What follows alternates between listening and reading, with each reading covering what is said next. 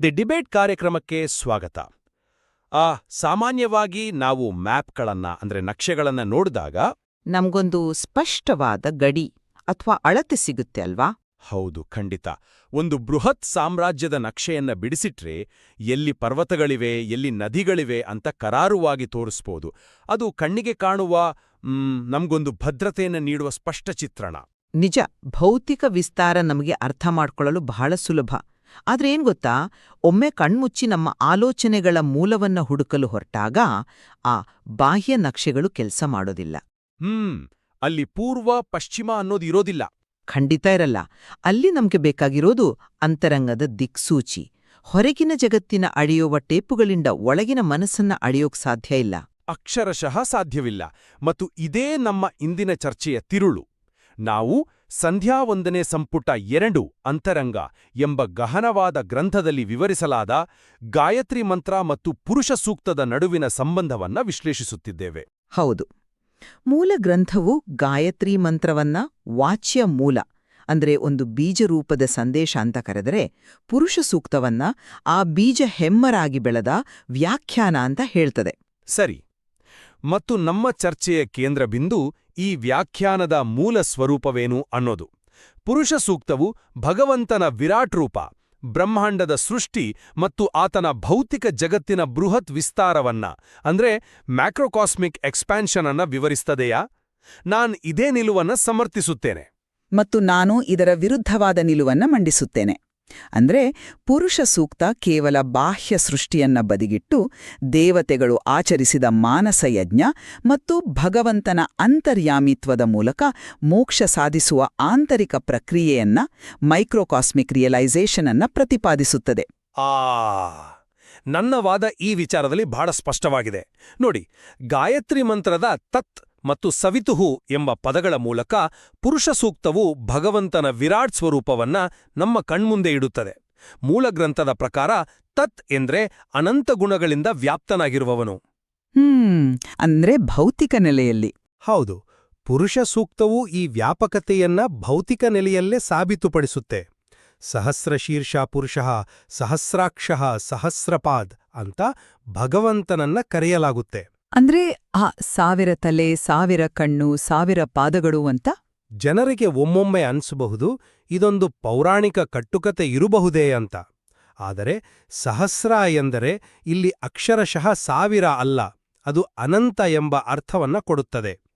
ಕೇವಲ ಈ ಬ್ರಹ್ಮಾಂಡವಷ್ಟೇ ಅಲ್ಲ, ಪ್ರಕೃತಿ ದೇವತೆಯಾದ ಲಕ್ಷ್ಮೀದೇವಿಯನ್ನು ಮೀರಿ ಆತ ದಶಾಂಗುಲಂ ನಿಂತಿದ್ದಾನೆ ಅಂತ ಗ್ರಂಥ ಹೇಳುತ್ತೆ. ಆದ್ರೆ ದಶಾಂಗುಲಂ ಎಂದರೆ 10 ಬೆರಳುಗಳಷ್ಟು ದೂರ ಎಂದರ್ಥವಲ್ಲವೇ? ಅಕ್ಷರಶಃ ಹೌದು. ಆದರೆ ತಾತ್ವಿಕವಾಗಿ ಆ ದಶಾಂಗುಲಂ ಎಂದರೆ ಅಳತೆಗೆ ಸಿಗದ ಅತೀಂದ್ರಿಯ ಸ್ಥಿತಿ. ಈ ಇಡೀ ಭೌತಿಕ ಜಗತ್ತು, ಗ್ಯಾಲಕ್ಸಿಗಳು ಎಲ್ಲವನ್ನೂ ಆವರಿಸಿಯೂ ಆತ ಅದರಾಚೆಗೆ ವ್ಯಾಪಿಸಿದ್ದಾನೆ. ಇದು ಗಾಯತ್ರಿ ಮಂತ್ರದ ಸೃಷ್ಟಿಕರ್ತನ ಅಂದ್ರೆ ಸವಿತುಹುನ ವಿಶ್ವರೂಪ ದರ್ಶನ. ನಿಮ್ಮ ವಾದ ಮೇಲ್ನೋಟಕ್ಕೆ ಬಹಳ ಭವ್ಯವಾಗಿ ಕಾಣುತ್ತದೆ, ನಾನೊಪ್ತೀನಿ. ವಿರಾಟ ದರ್ಶನವು ಮನುಷ್ಯನ ಅಹಂಕಾರವನ್ನ ಅಡಗಿಸುತ್ತೆ. ಆದ್ರೆ ನಾವಿಲ್ಲಿ ಮರೆತಿರುವಂಥ ಒಂದು ಮುಖ್ಯ ಅಂಶ ಇದೆ. ಯಾವುದು? ವಿರಾಟ್ ರೂಪದ ಈ ವರ್ಣನೆ ಕೇವಲ ಒಂದು ರೂಪಕ ಅಂದ್ರೆ ಒಂದು ಮೆಟಫರ್ ಮಾತ್ರ ಅಂತ ನಾನು ವಾದಿಸ್ತೇನೆ. ಪುರುಷ ಸೂಕ್ತದ ಅಸಲಿ ತಾತ್ಪರ್ಯ ಅಡಗಿರೋದು ಬಾಹ್ಯ ಸೃಷ್ಟಿಯಲ್ಲಿ ಅಲ್ಲ, ಬದಲಾಗಿ ದೇವತೆಗಳು ಆಚರಿಸಿದ ಮಾನಸಯಜ್ಞದಲ್ಲಿ. ಒಂದು ನಿಮಿಷ. ಮಾನಸಯಜ್ಞ ಅಂದ್ರೆ ಭೌತಿಕ ಯಜ್ಞಕುಂಡವಿಲ್ಲದ ಕೇವಲ ಮನಸ್ಸಿನಲ್ಲಿ ನಡೆಯುವ ಯಜ್ಞ ಅಂತನಾ? ನಿಖರವಾಗಿ. ಗ್ರಂಥವು ಬಹಳ ಸ್ಪಷ್ಟವಾಗಿ ಉಲ್ಲೇಖಿಸುವಂತೆ ಹಿಂದಿನ ಕಲ್ಪಗಳಲ್ಲಿ ದೇವತೆಗಳು ಭಗವಂತನನ್ನ ಹೊರಗಿನ ಯಾವುದೇ ವಸ್ತುಗಳಿಂದ ಆರಾಧಿಸಲಿಲ್ಲ, ಬದಲಾಗಿ ಮಾನಸಯಜ್ಞದಿಂದ ಆರಾಧಿಸಿ ತಮ್ಮ ಸಂಸಾರ ಭಾವನೆಯಿಂದ ಮುಕ್ತರಾಗಿ ಮೋಕ್ಷವನ್ನ ಪಡೆದ್ರು. ನೀವು ಗಾಯತ್ರಿ ಮಂತ್ರದ ತತ್ ಮತ್ತು ಸವಿತುಹ್ ಕಡೆ ಗಮನ ಹರಿಸಿದಿರಿ. ಆದರೆ ಭರ್ಗೋ ಎಂಬ ಪದವನ್ನ ನೋಡಿ. ಭರ್ಗೋ ಎಂದರೆ ಎಲ್ಲರೊಳಗೆ ಹೊಕ್ಕು ಚಟುವಟಿಕೆ ನಡೆಸುವವನು. ಇದು ಆತನ ಅಂತರ್ಯಾಮಿ ಸ್ವರೂಪವನ್ನು ಸೂಚಿಸುತ್ತೆ. ಹಾಗಾಗಿ ನೀವು ಹೇಳುವ ವಿರಾಟ್ ನಕ್ಷೆಗಿಂತ ಇದು ಅಂತರಂಗದ ಗುಡಿಯನ್ನ ಪ್ರವೇಶಿಸುವ ಕೈಪಿಡಿ. ನಿಮ್ಮ ಮಾತಿಗೆ ಅಡ್ಡಿಪಡಿಸ್ತಾ ಇದ್ದೀನಿ, ಆದರೆ ನೀವು ಈ ವಿರಾಟ್ ಸ್ವರೂಪವನ್ನ ಕೇವಲ ಒಂದು ಮೆಟಾಫರ್ ಅಂತ ತಳ್ಳಿ ಹಾಕುವಂತಿಲ್ಲ. ಏನ್ ಗೊತ್ತಾ, ಸೃಷ್ಟಿಯ ಸ್ವರೂಪವನ್ನ ನಾವು ಭೌತಿಕ ಸಾಕ್ಷ್ಯಗಳ ಮೂಲಕವೇ ನೋಡಬೇಕಾಗತ್ತೆ. ಪುರುಷ ಸೂಕ್ತದ 5ನೇ ಮಂತ್ರವನ್ನ ಒಮ್ಮೆ ಸೂಕ್ಷ್ಮವಾಗಿ ಗಮನಿಸಿ. ತಸ್ಮಾದ್ವಿರಾಳಾಜಾಯತ ವಿರಾಜೋ ಅಧಿಪುರುಷಃ ಎಂಬ ಸಾಲು ತಾನೇ? ಹೌದು, ಅದೇ. ಭಗವಂತನು ಚತುರ್ಮುಖ ಬ್ರಹ್ಮನಿಗೂ ಕಾರಣಕರ್ತ. ಆ ಭಗವಂತನ ಮುಖದಿಂದ ಬ್ರಾಹ್ಮಣರು, ಮನಸ್ಸಿನಿಂದ ಚಂದ್ರ, ಕಣ್ಣಿನಿಂದ ಸೂರ್ಯ ಜನಿಸಿದ್ರು ಅನ್ನೋದು ಕೇವಲ ಕವಿತೆಯಲ್ಲ. ಇದು ಒಂದು ನಿರ್ದಿಷ್ಟವಾದ ಬಾಹ್ಯ ಸೃಷ್ಟಿಯ ಹೈರಾರ್ಕಿ, ಅಂದ್ರೆ ಕ್ರಮಬದ್ಧವಾದ ವ್ಯವಸ್ಥೆಯನ್ನ ತೋರಿಸುತ್ತೆ. ಓ, ನೀವಿದನ್ನ ಅಕ್ಷರಶಃ ಭೌತಿಕ ನಿರ್ಮಾಣ ಅಂತೀರಾ? ಖಂಡಿತ. ಸೂರ್ಯ, ಚಂದ್ರ ಇವೆಲ್ಲವೂ ಕಣ್ಣಿಗೆ ಕಾಣುವ ಭೌತಿಕ ಅಸ್ತಿತ್ವಗಳು. ಈ ಬ್ರಹ್ಮಾಂಡದ ನಿರ್ಮಾಣವು ಗಾಯತ್ರಿ ಮಂತ್ರದ ಸವಿತುಹು ಪದದ ನೇರವಾದ ವಿಸ್ತರಣೆ. ಇದು ಕೇವಲ ಮನಸ್ಸಿನೊಳಗಿನ ಆಟವಾಗಿದ್ರೆ ಸೂರ್ಯಚಂದ್ರರ ಹುಟ್ಟಿನ ಇಷ್ಟೊಂದು ಕರಾರುವಾಕ್ಕಾದ ಭೌತಿಕ ವಿವರಣೆ ಆ ಮಂತ್ರದಲ್ಲಿ ಯಾಕೆ ಬೇಕಿತ್ತು? ನಾನು ಇದನ್ನ ಭಿನ್ನವಾದ ಕೋನದಿಂದ ನೋಡ್ತೀನಿ. ನೀವು ಹೇಳುವ ಆ ಸೃಷ್ಟಿಕ್ರಮ, ಆ ಸೂರ್ಯ ಚಂದ್ರರ ಜನನ ಕೇವಲ ಒಂದು ಹಿನ್ನೆಲೆ ಮಾತ್ರ. ಆ ಸೃಷ್ಟಿಯ ನಿಜವಾದ ಉದ್ದೇಶವೇನು ಅನ್ನೋದನ್ನ ನಾವು ಗಮನಿಸಬೇಕು. ಉದ್ದೇಶ ಸೃಷ್ಟಿ ಮಾಡೋದೇ ಅಲ್ವಾ? ಅಲ್ಲ. ಪುರುಷ ಸೂಕ್ತದ 3ನೇ ವರ್ಗವು ಈ ಸೃಷ್ಟಿಯೆಲ್ಲವೂ ದೇವತೆಗಳ ಆಂತರಿಕ ಅನುಸಂಧಾನಕ್ಕೆ, ಅಂದ್ರೆ ಮಾನಸ ಯಜ್ಞಕ್ಕೆ ಬೇಕಾದ ಸಾಮಗ್ರಿಗಳು ಅಂತ ವಿವರಿಸುತ್ತೆ.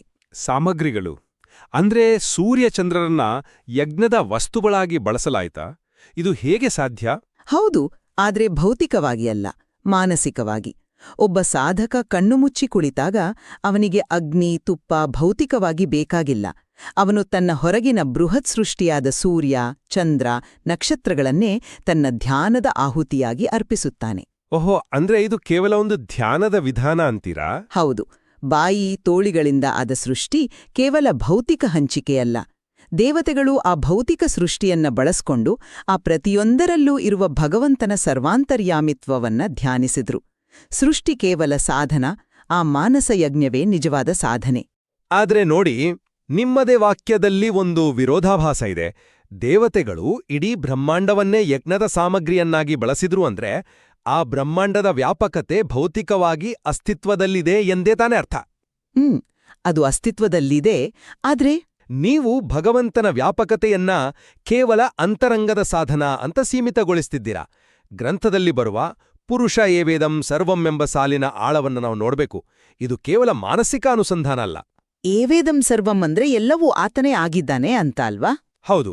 ಯದ್ಭೂತಂ ಯಚ್ಚ ಭವ್ಯಂ, ಹಿಂದೆ ಆಗಿಹೋದ, ಮುಂದೆ ಆಗುವ ಮತ್ತು ಈಗ ಇರುವ ಜಗತ್ತಿಗೂ ಆತನೇ ಒಡೆಯ. ಇದು ದೇಶ, ಕಾಲ ಮತ್ತು ಗುಣ, ಈ 3 ಆಯಾಮಗಳಲ್ಲಿ ಭಗವಂತನು ಅನಂತಪಟ್ಟು ಮೀರಿದ್ದಾನೆ ಎಂಬುದರ ಅಕ್ಷರಶಃ ವಿವರಣೆ. ಗಾಯತ್ರಿಯ ತಟ್ ಶಬ್ದದ ಅರ್ಥವೇ ಅದು. ಅದು ಆಕರ್ಷಕವಾದ ವಾದ. ನೀವು ಬ್ರಹ್ಮಾಂಡದ ಗಾತ್ರ ಮತ್ತು ಕಾಲದ ಅನಂತತೆಗೆ ಹೆಚ್ಚು ಒತ್ತು ನೀಡ್ತಿದ್ದೀರಾ. ಯಾಕಂದ್ರೆ ವಿರಾಟ್ ಅಸ್ತಿತ್ವದ ಕಲ್ಪನೆ ಇಲ್ಲದೆ ನಿಮ್ಮ ಆ ಅಂತರ್ಯಾಮಿತ್ವದ ಕಲ್ಪನೆ ಎಂದಿಗೂ ಪೂರ್ಣವಾಗುವುದಿಲ್ಲ. ಆತನ ವ್ಯಾಪಕತೆಯು ಅಕ್ಷರಶಃ ಭೌತಿಕ ಸತ್ಯ. ಆದ್ರೆ ನೋಡಿ, ಆ ಗಾತ್ರದ ಬೆರಗಿನಲ್ಲಿ ನಾವು ಭಗವಂತನ ಸೂಕ್ಷ್ಮತೆಯನ್ನ ಕಡೆಗಣಿಸ್ತೇವೆ ಅಂತ ನನಗನ್ಸುತ್ತೆ. ಅದೇ ಗ್ರಂಥದಲ್ಲಿ ಭಗವಂತನು ಮುಕ್ತರಲ್ಲೂ ಅಮುಕ್ತರಲ್ಲೂ ವ್ಯಾಪಿಸಿರುವನು ಅಂತ ಸ್ಪಷ್ಟವಾಗಿ ಹೇಳಲಾಗಿದೆ. ಮೋಕ್ಷ ಪಡೆದವರಲ್ಲಿ ಮತ್ತು ಪಡೆಯದವರಲ್ಲಿ. ಖಂಡಿತ. ಬೃಹತ್ ಬ್ರಹ್ಮಾಂಡದ ಮೇಲೆ ಆಧಿಪತ್ಯ ಸಾಧಿಸುವುದು ಒಂದು ಕಡೆಯಾದರೆ, ಅತ್ಯಂತ ಕೆಳಗಿನ ಜೀವಿಗಳೊಳಗೂ ಇನ್ನು ಮೋಕ್ಷದ ಹಾದಿಯಲ್ಲೇ ಇರದ ಅಮುಕ್ತರೊಳಗೂ ಆತ ನಿಯಾಮಕನಾಗಿ ಕುಳಿತಿರುವ ಸೂಕ್ಷ್ಮತೆಯೇ ಇಲ್ಲಿ ಪ್ರಧಾನ. ಆದರೆ ಅದು ಇಡೀ ಸೃಷ್ಟಿಯ ಉದ್ದೇಶ ಆಗೋಕೆ ಹೇಗ್ ಸಾಧ್ಯ? ಯಾಕಂದ್ರೆ ಗಾಯತ್ರಿಯ ಕೊನೆಯ ಸಾಲನ್ನ ಸ್ಮರಿಸ್ಕೊಳ್ಳಿ. ಧಿಯೋ ಯೋ ನಃ ಪ್ರಚೋದಯಾತ್. ಆ ಭರ್ಗೋ ನಮ್ಮ ಬುದ್ಧಿಯನ್ನ ಪ್ರಚೋದಿಸುತ್ತಾನೆ. ಬ್ರಹ್ಮಾಂಡ ಎಷ್ಟೇ ದೊಡ್ಡದಿದ್ದರೂ ಜೀವಾತ್ಮನ ಒಳಗಿದ್ದು ಆತನ ಆಲೋಚನೆಯನ್ನ ಪ್ರೇರೇಪಿಸದಿದ್ರೆ ಆ ಹೊರಗಿನ ವಿರಾಟ್ ರೂಪಕ್ಕೆ ಅರ್ಥ ಇರುತ್ತಿತ್ತಾ? ಇದು ಗಾತ್ರದ ಪ್ರಶ್ನೆಯಲ್ಲ, ಚೈತನ್ಯದ ಪ್ರಶ್ನೆ. ನಿಮ್ಮ ಆ ಅಂತರ್ಯಾಮಿಯ ಕಲ್ಪನೆ ನಿಜಕ್ಕೂ ಬಹಳ ಸುಂದರವಾಗಿದೆ. ಜೀವಾತ್ಮನಿಗೆ ಭಗವಂತನೇ ಚಾಲಕ ಎನ್ನುವುದನ್ನು ನಾನು ನಿರಾಕರಿಸ್ತಿಲ್ಲ. ಆದರೆ ನಾವು ಈ ಯಜ್ಞದ ಫಲಶ್ರುತಿಯನ್ನ ಅಂದ್ರೆ ಅಂತಿಮ ರಿಸಲ್ಟನ್ನು ನೋಡಿದಾಗ ಭಗವಂತನ ಈ ವಿಸ್ತಾರವಾದ ವರೆಣ್ಯಂ ರೂಪ ಕೇವಲ ವೈಯಕ್ತಿಕ ಚೈತನ್ಯವಾಗಿ ಉಳಿಯೋದಿಲ್ಲ. ಮತ್ತೇನಾಗುತ್ತೆ? ಅದು ಇಡೀ ಜಗತ್ತಿನ ಕಲ್ಯಾಣಕ್ಕಾಗಿ ಆಡಳಿತ ನಡೆಸುವ ಸ್ವರೂಪವಾಗಿ ಹೊಮ್ಮುತ್ತೆ. ಪುರುಷ ಸೂಕ್ತವೂ ನಮಗೆ ಹೇಳುವುದನ್ನೇ. ಚತುರ್ಮುಖ ಬ್ರಹ್ಮನ ಮೂಲಕ ಆತ ಅಂಡಾಧಿಪತ್ಯವನ್ನ ಸ್ಥಾಪಿಸ್ತಾನೆ. ಆಡಳಿತ ನಡೆಸುವ ಸ್ವರೂಪ. ನೀವು ಬ್ರಹ್ಮಾಂಡವನ್ನ ಒಂದು ಆಡಳಿತ ಯಂತ್ರವನ್ನಾಗಿ ನೋಡ್ತಿದ್ದೀರಾ? ಹೌದು, ಖಂಡಿತವಾಗಿಯೂ. ಸೂರ್ಯ ತನ್ನ ಪಥದಲ್ಲಿ ಚಲಿಸಬೇಕು, ಋತುಗಳು ಬದಲಾಗ್ಬೇಕು, ಜೀವ ಸಂಕುಲ ಬೆಳಿಬೇಕು, ಇವೆಲ್ಲವೂ ತಾನಾಗಿ ನಡೆಯೋದಿಲ್ವಲ್ವಾ?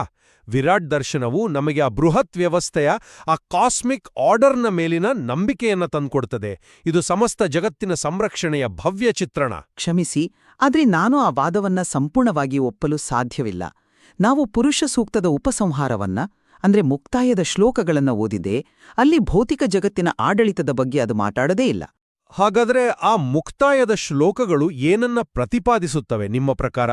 ಅದು ಸ್ಪಷ್ಟವಾಗಿ ಹೇಳೋದು, ದೇವತೆಗಳು ತಮ್ಮ ಆರಾಧನೆಯ ಮೂಲಕ ಮಹಾತ್ಮಹಿಮರಾದ್ರು ಮತ್ತು ಅಂತಿಮವಾಗಿ ಮೋಕ್ಷವನ್ನ ಪಡೆದ್ರು ಅಂತ.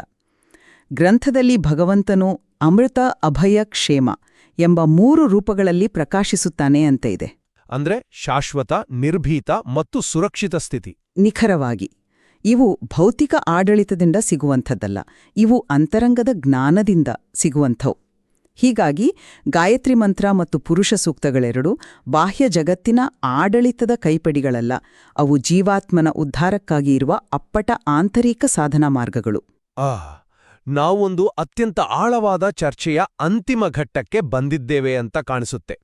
ಈ ಹಂತದಲ್ಲಿ ನಮ್ಮ ನಿಲುವುಗಳನ್ನ ಒಮ್ಮೆ ಕ್ರೋಢೀಕರಿಸುವುದು ಸೂಕ್ತ. ನನ್ನ ವಾದ ಏನೆಂದರೆ, ಪುರುಷ ಸೂಕ್ತವು ಭಗವಂತನ ವಿರಾಟ್ ದರ್ಶನವಾಗಿದೆ. ಆತ ಈ ಬೃಹತ್ ಬ್ರಹ್ಮಾಂಡವನ್ನ ಸೃಷ್ಟಿಸಿ ಪೋಷಿಸುವ ಅದ್ವಿತೀಯ ಆಡಳಿತಗಾರ. ಇದು ಒಂದು ಅನಂತವಾದ ಸಾಮ್ರಾಜ್ಯದ ಭೌತಿಕ ನಕ್ಷೆಯನ್ನ ನಮ್ಮ ಕಣ್ಮುಂದೆ ಇಡುತ್ತೆ. ಮತ್ತು ನನ್ನ ನಿಲುವು, ವಿರಾಟ್ ವರ್ಣನೆಯು ಕೇವಲ ಒಂದು ಹಿನ್ನೆಲೆ, ಒಂದು ವೇದಿಕೆ ಮಾತ್ರ. ಅದರ ಅಸಲಿ ಉದ್ದೇಶ ಆ ಭೌತಿಕ ವೇದಿಕೆಯ ಮೇಲೆ ನಿಂತು ಪ್ರತಿಯೊಂದು ಜೀವಿಯ ಒಳಗಿರುವ ಭಗವಂತನ ಅಂತರ್ಯಾಮಿ ಸ್ವರೂಪವನ್ನ ಅರಿಯುವುದು. ಇದು ಬ್ರಹ್ಮಾಂಡದ ನಕ್ಷೆಯಲ್ಲ, ಅಂತರಂಗದ ಕತ್ತಲೆಯನ್ನ ಕಳೆದು ಮೋಕ್ಷದ ಬೆಳಕಿನೆಡೆಗೆ ಕೊಂಡೊಯ್ಯುವ ನಿಖರವಾದ ದಿಕ್ಸೂಚಿ. ನಮ್ಮ ಈ ಭಿನ್ನಾಭಿಪ್ರಾಯಗಳ ನಡುವೆಯೂ ನಾವಿಬ್ಬರೂ ಒಪ್ಪಿಕೊಳ್ಳಬಹುದಾದ ಒಂದು ಅದ್ಭುತವಾದ ಸಮ್ಮಿಲನ ಬಿಂದುವಿದೆ. ಗಾಯತ್ರಿ ಮಂತ್ರ ಎಂಬ ವಾಚ್ಯಮೂಲ ಮತ್ತು ಪುರುಷ ಸೂಕ್ತ ಎಂಬ ಅದರ ವ್ಯಾಖ್ಯಾನದ ನಡುವಿನ ಸಂಬಂಧ ಎಷ್ಟೊಂದು ಆಳವಾಗಿದೆ ಎಂದರೆ, ಅದು ಭೌತಿಕ ಬ್ರಹ್ಮಾಂಡದಷ್ಟೇ ವಿಶಾಲವೂ ಆಗಿದೆ ಮತ್ತು ನಮ್ಮ ಅಂತರಂಗದಲ್ಲಿ ನಡೆಯುವ ಕಣ್ಣಿಗೆ ಕಾಣದ ಯಜ್ಞದಷ್ಟೇ ಸೂಕ್ಷ್ಮವೂ ಆಗಿದೆ ಅಲ್ವಾ? ಖಂಡಿತ. ನೀವು ಹೇಳಿದ್ದು 100ಕ್ಕೆ 100 ಸತ್ಯ. ಬ್ರಹ್ಮಾಂಡದ ಆ ವಿರಾಟ್ ರೂಪವನ್ನ ಅರಿತಾಗ ಮಾತ್ರ ನಮ್ಮೊಳಗಿನ ಹುಸಿ ಅಹಂಕಾರ ಕರಗಬಹುದು. ಅದೇ ರೀತಿ ಅಹಂಕಾರ ಕರಗಿದ ಮನಸ್ಸಿನಿಂದ ಅಂತರ್ಯಾಮಿಯನ್ನ ಅರಿತಾಗ ಮಾತ್ರ ಆ ಅಭಯ ಸ್ಥಿತಿ ದೊರೆಯಬಹುದು. ಇವೆರಡೂ ಒಂದೇ ಪಯಣದ 2 ಅನಿವಾರ್ಯ ಸಾಧನಗಳು ಅಂತ ನನಗನ್ಸುತ್ತೆ. ನಿಜ. ಚರ್ಚೆಯ ಆರಂಭದಲ್ಲಿ ನಾವು ಭೌತಿಕ ನಕ್ಷೆ ಮತ್ತು ಅಂತರಂಗದ ದಿಕ್ಸೂಚಿಯ ಬಗ್ಗೆ ಮಾತನಾಡಿದ್ವಿ. ಪುರುಷ ಸೂಕ್ತವು ಕಣ್ಣಿಗೆ ಕಾಣುವ ಬೃಹತ್ ಜಗತ್ತಿನ ನಕ್ಷೆಯಾಗಿಯೂ ಕೆಲಸ ಮಾಡುತ್ತೆ, ಅದೇ ಸಮಯದಲ್ಲಿ ಅಂತರಂಗದ ದಿಕ್ಸೂಚಿಯಾಗಿಯೂ ಮಾರ್ಪಡುತ್ತೆ. ವಿರಾಟ ದರ್ಶನದ ಬೃಹತ್ತಿನ ಕಡೆಗೆ ಒಲವು ತೋರಬೇಕಾ ಅಥವಾ ಅಂತರಂಗದ ಸೂಕ್ಷ್ಮತೆಯ ಕಡೆಗೋ ಅನ್ನೋದನ್ನ ನಾವು ಕೇಳುಗರಿಗೆ ಬಿಟ್ಬಿಡೋಣ. ಈ ಗ್ರಂಥದಲ್ಲಿ ಅನ್ವೇಷಿಸಲು ಇನ್ನೂ ಅಗಾಧವಾದ ಜ್ಞಾನವಿದೆ. ಮತ್ತೊಂದು ವೈಚಾರಿಕ ಚರ್ಚೆಯೊಂದಿಗೆ ಮತ್ತೆ ಭೇಟಿಯಾಗೋಣ.